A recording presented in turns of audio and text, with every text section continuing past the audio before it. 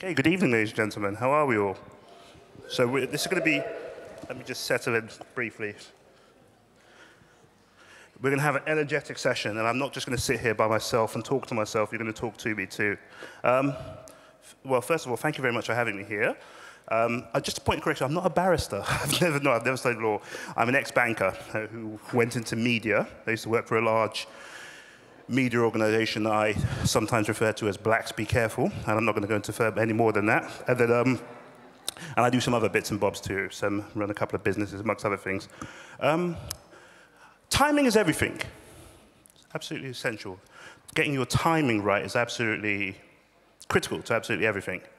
And for some bizarre reason, although I like to consider myself quite a lucky and a fairly privileged person, timing's never really been my strong point for some reason. So I don't know if it's timing or if it's just me not getting to the place at the right time. And there's a distinction between those two things.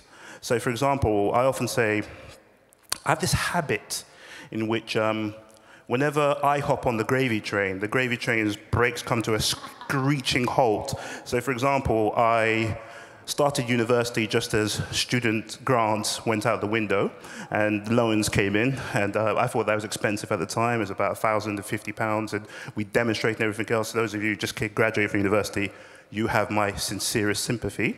I went into banking for about best part of 12 years. I did okay for myself, and but when I first got there, I got my first real big job, my first really amazing job in banking for an organization called HBOS, and I was scheduled to get my real first juicy bonus, and it was something like a dream come true to me. Or so it truly was. A working class guy. It was a bit of a dream come true. And that was around 2008. And in my own head, I thought that, oh, okay, HBOS shares have dropped from about £13 a share to about £6 or £7 a share. And I just thought, well, you know what, just take your bonus in shares. You can't lose any money. It's only going to go up. It's £6. So my 2008 shares are currently worth about 99 pence right now. And then also too, I'll go into it, my daughter's about to go to secondary school, and I'm looking for a good school for her to go to. And the privates are something that I had to look into, and of course, Labour's about to whack VAT onto it, so she's probably going to have to, who knows where she'll go to. And then, which brings us to today, or to writing about the moguls of rap music. I could have picked any time over the last 30 years to write about the moguls of rap music, and I would have been perfectly fine. But I have just written a book that contains the words Puff Daddy about 40 times. And it is unbelievable to me that, I mean, literally the very day I finished the book, I just pressed send to my editor. The news broke of a crazy lawsuit that his ex-girlfriend had filed against him. And it just dawned on me right there and then that once again, when it's my turn to hop on the gravy train, the brakes go. So here we are. So I've written a book called the Hip-Hop MBA, which is about what we can learn from the moguls of rap music. Originally I said moguls of rap music, warts and all, and everything else that's gone on. And not too many of the warts, but quite a bit of it anyway too. So, but it's a fascinating concept with a lot of depth to it, and it's an area that I thought that I thought I should really dive into. The idea came to me about 2 a.m. in the morning in 2001, slightly after 9/11, but before I went to university. I'm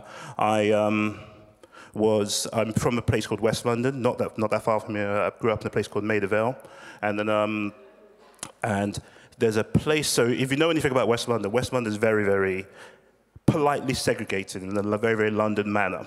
That if you didn't know anything about West London, you wouldn't know that there were hotbeds of serious deprivation, such as Grenfell Tower there. You wouldn't know that whatsoever.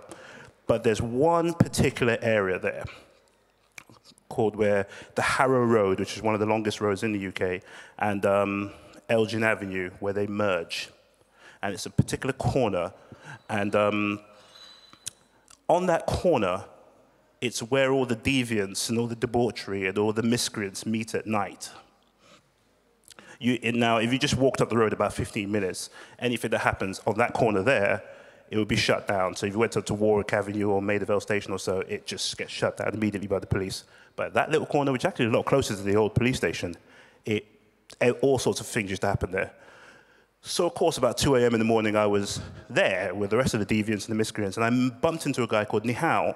Now, Nihao is a Radio 5 live DJ, and Nihao was quite a big cheese at the time. And so my friend and him, we already recognized him. So I just want to point out, that was a joke. I'm not some deviant by any means whatsoever. But so we bumped into Nihao, and we just started talking about rap music. And Nihao, being the loveliest guy in the world, this is 2 a.m. in the morning, he didn't know us from Adam.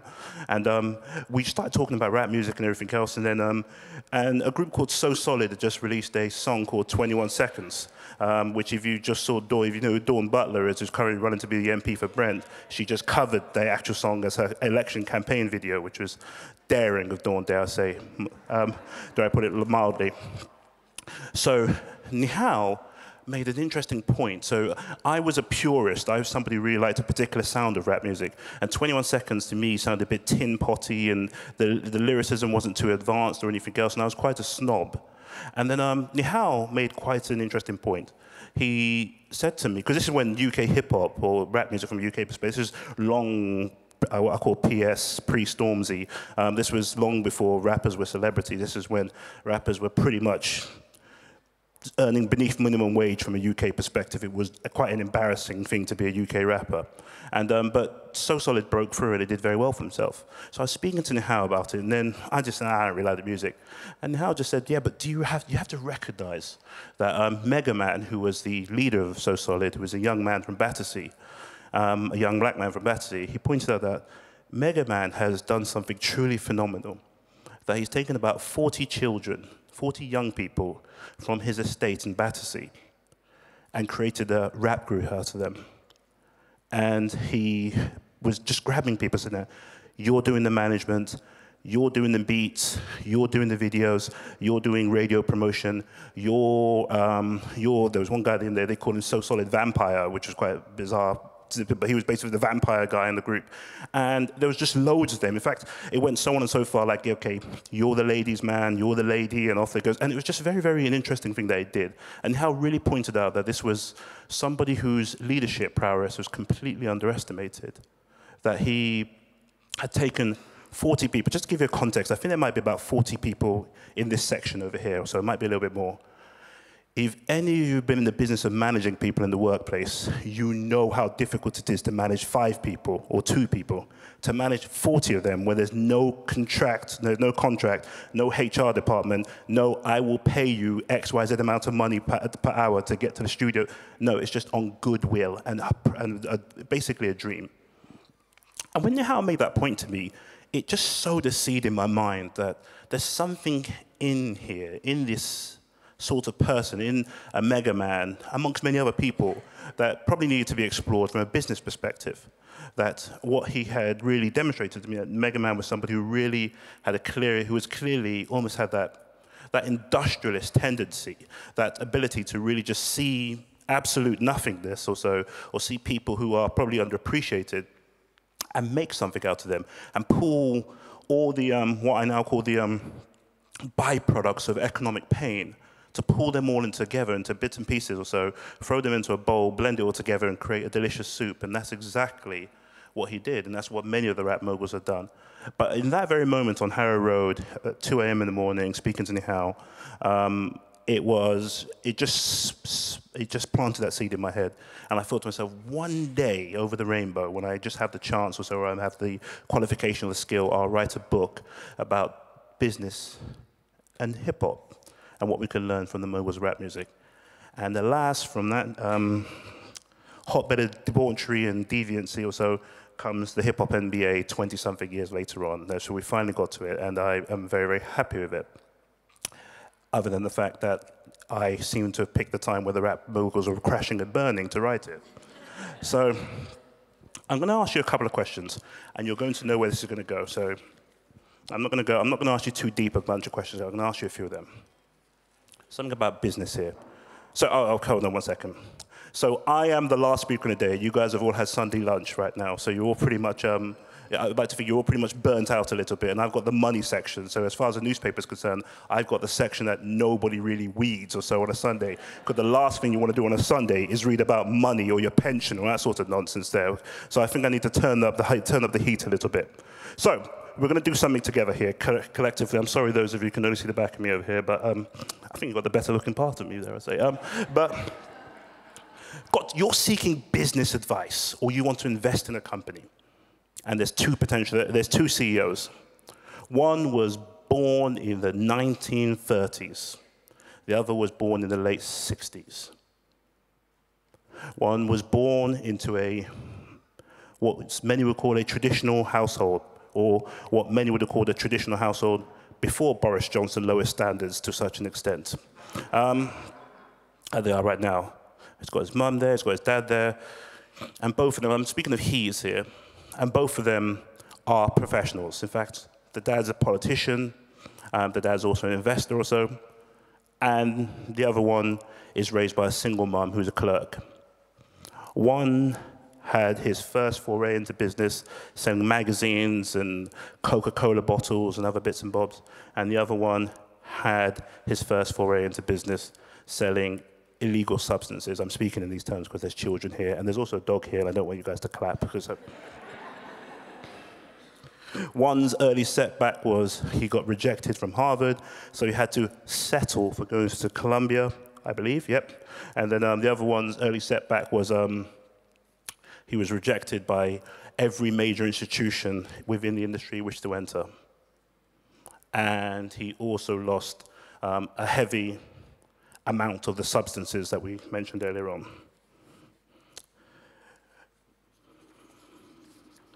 And finally, one had an absolute family lineage in the business that they wished to go into. The other had no experience whatsoever. But most importantly, perhaps it might not be most important to me, one is worth, say, $120 billion, and the other one's worth $1 billion. Which of those two people do you think you'll be receiving advice from? The $100 billion man who's pretty much comes from a traditional household, privilege, wealth, you name it or so, or the $1 billion man? Don't hold back. I knew I made this too bloody easy for you guys. So anyway, so of course, I'm talking about Warren Buffett and I'm talking about Jay-Z. So Warren Buffett was, of course, a very, very wealthy, successful investor or so. If you ever worked in financial services, you probably had to live with the indignity of two people gazing into each other's eyes and saying things like, cash is king, bro, which is really not a nice thing to hear, particularly not a Sunday evening at all whatsoever. But Jay-Z, I always found him to be a fairly Machiavellian business person, somebody who seemed to be very, very thoughtful, only seemingly talkative when he was actually making music, very reserved, knew how to outsource the darker elements of responsibility. So, for example, having to go and fight for things with your bosses, he would outsource that to his partner and say that you go and deal with that, I just go and become the star over here and I make us all the money. Knowing when to cut people off, knowing when to diversify, recognizing options, recognizing the potential opportunities as and when they arise, knowing what is burgeoning on the underground, also what's the new thing that's going to come, and co-opting it, having methods of co-opting it before it becomes something really, really substantial. Knowing exactly when to walk away from a good situation or when to walk away from a bad situation, how to stay away from them, knowing how to manage your actual managers. All those key skills that you would recognize in a good quality business person were things that he seemed to either have studied exceptionally well or to have just absorbed quite naturally. But the key thing I really found interesting about him and writing about him was that he was quite a very, very Machiavellian would be the right word. It's almost like Frank Underwood, but with fast-paced poetry and quite a dubious background to him. Sorry, Frank Underwood, to those who don't know, is a character in your House of Cards, of course, and I'm sure you all saw Kevin Spacey on Piers Morgan last week. That was interesting, wasn't it? Yeah, that was something to remember about. But what we found here in all of these characters is that time and time and time again, the new story of business from a Western perspective, or the undercover story of business from a Western perspective, is largely emerging from the descendants of the original victims of free market capitalism. who were, of course, the enslaved African. And I'm not going to talk to you all about slavery after lunch on a Sunday afternoon. I know it's not what you want to hear, but I'll touch upon that. But the one thing we look at when you juxtapose between Jay-Z and Warren Buffett is that, or Buffett, I beg your pardon, is that one of them was the beneficiary of everything great that society had to offer, and the other one was a burden bearer of it. And I felt it was just fascinating to almost study how both of them compared and how they managed to emerge to the top of their industries in not similar manners or so, but how the type of activities, let's say, or the type of risks that someone such as a Jay-Z had to actually withstand and take on board in order for him to get somewhere, which were sometimes lopsided risks that were likely to get him much more into trouble than they would get him into, say, the penthouse that he finds himself in right now, married to one of the most famous and beautiful women in the world, versus, say, Warren Buffett, who just had to have quite a standard, boring business, understanding numbers, and being born within the time where the understanding of these numbers or so was actually, was appreciated within society. He even conceded that himself, too. So this story of modern capitalism as we know it today, for all of its flaws, and I have many criticisms of capitalism. In fact, I'm probably not the most sympathetic person in many areas in that space. But for all of its flaws and everything else, I couldn't find a more appropriate laboratory for the absurdity of capitalism at times, for looking at people who were born without the privilege or without capital, and how they can actually make it in capitalism. And that's what I attempted to do within the Hip-Hop MBA, and I think that's what we've done quite well, and that's what we're here to discuss this evening. Thank you very much.